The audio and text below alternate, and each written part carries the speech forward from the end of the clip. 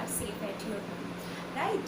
Okay, we will proceed our chapter circulatory system, and today we will discuss on RH system or RH factor.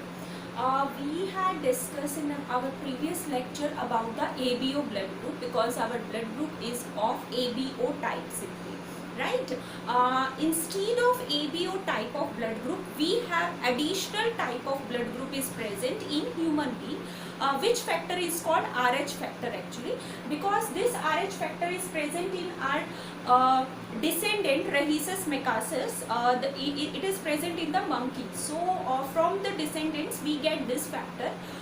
This is called RH factor because it is present in Rhesus macaques. Okay? Next, this system was given by Karl Landsteiner, right? Same, the blood group is also given by Karl Landsteiner, and the RH factor system is also given by Karl Landsteiner, right? So what is RH factor? Simply, if this factor is present in your blood, is called RH positive. Simply, if this factor is absent in your blood, is called RH negative.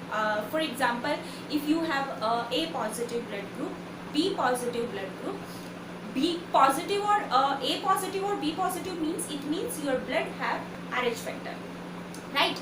A few individuals have like O negative, AB negative, B negative. This negative means RH factor is absent in your ABO blood group simply, right? If RH factor is present, then your blood group is positive type, and if your blood group is negative type, it means RH factor is absent in your blood. In living organisms, simply 85% organism have RH factor, and only 15% living organism which do not have RH factor in their blood group, right? And in India, approx 93% organism individual have RH factor in their blood group simply. So what is the benefit of this factor, or what are the harmful effect of this factor? I will discuss today on this topic, right? Firstly, what will happen? Simply, like your blood group, if the foreign blood group foreign antigen is added in your blood group, then what will happen?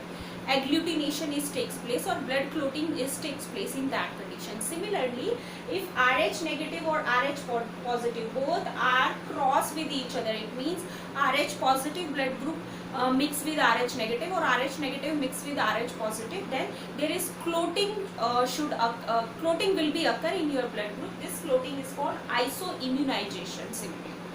There is one example on this RH system. For example, if a mother have RH negative blood group, simply RH negative blood group, and during their first pregnancy, and suppose their fetus has RH positive blood group, so during first pregnancy there is no possibilities of mixing of blood of fetus and mother because of placenta, because placenta is a barrier between fetus and a mother. So there is no mixing takes place, but there is possibility during the parturition, during the delivery, maybe the RH positive blood group from the fetus is enter into the mother, or mix with the mother blood group. So mother immune system start to making antibodies against RH positive, because for the mother immune system this RH positive is the foreign particle, simply you can say that. So mother immune system start to making antibodies against RH positive. There is no any other problem will be occur in case of first delivery. But in case of subsequent pregnancy, you can say that, and next second pregnancy, similarly same, the fetus is RH positive and mother is RH negative, then what will happen? Because mother in fetus during the gastrulation, there is the transportation of blood from the mother to the fetus for the exchange of gases, for the food, for the excretion. All these process occur through the placenta, but with the help of mother blood, simply you can say that. So in that condition, in mother blood there is antibody against the Rh positive. Then what will happen? These antibodies enter into the fetus blood and destroy the RBC of the fetus in that condition. And due to continuously this destruction occur, if continuously occur, then it may cause the jaundice or anemia. You can say that anemia in case of fetus, or maybe fetus may be killed because of lack of or shortage of the RBCs. So if this condition is occur, and we know that the first progeny is also Rh positive, and second maybe second is also Rh positive. So in that condition, what will we do? Before the delivery of 72 hours, we will inject the antibody against the Rh positive, we will give antibodies for the Rh positive to protect the Rh positive RBC in the fetus blood simply. And the destruction of this RBC due to the mother antibodies, this process is called erythroblastosis foetalis. Erythroblastosis means RBC, right? Blastosis means dissociation, foetalis means fetus. Fetus RBCs are destroyed due to the mother antibody against the fetus blood, because they are the mismatching of the blood. So this is the factor, this is called isoimmunization. So matching of blood group is necessary. Similarly, matching of Rh factor is also necessary. It means your blood group is A positive. It means you maybe have difficulty if you will take the blood from the A negative individual. So we need to match our Rh factor also. Similarly with ABO blood group, right? So this is the Rh factor. Blood group we had discussed. Next is our blood clotting. This is also a very important topic. What is the meaning of blood clotting? If your any organ or any part of your body is injured, then what will happen? Blood comes out continuously. You see that if the injury is small or like you can say that normal, in that condition blood comes out, but after 2 to 5 or 6 to 8 minutes means it becomes stop, right? Or it becomes clot. So what is the process, how blood clots simply in your body, and why blood clotting is very important? Blood clotting is very important because if blood is continuously flow out from your blood vessel, if your blood vessels is ruptured, so there is maybe shortage of blood takes place, and it cause the death of any individual. So blood clotting is very important factor in our blood, and platelets help in this blood clotting, right? Platelets have various type of proteins which generally help in blood clotting. We have different type of clotting factor or clotting proteins generally which help in blood clotting simply. So this is the only solution when our blood vessels or our organ is injured. Blood clotting is the only solution, you can say that. So we need to clot our blood in that condition when we will injured simply. So what will happen during injury when your any part or any blood vessel is injured simply, right? During at the injured area, immediately the platelets become breakdown, right? Platelets break down at that injured area and start collecting here. They gather here from the different part of the body. All the platelets, maximum platelets start to gather here where the injury is occurred. So after the injured and platelets break down, they cause a thromboplastin. It is a protein generally present in our liver, which is inactive protein simply. You can say that it is an inactive protein which become active when it break down.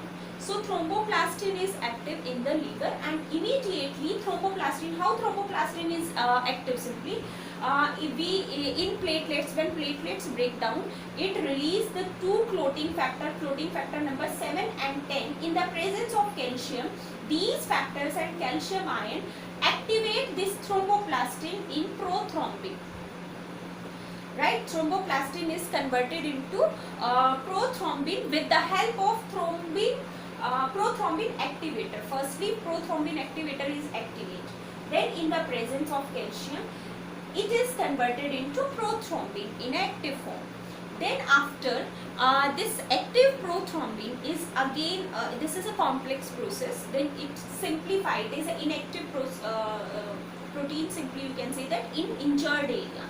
This is in liver, this is in injured area, it is converted into an active thrombin in the presence of again calcium.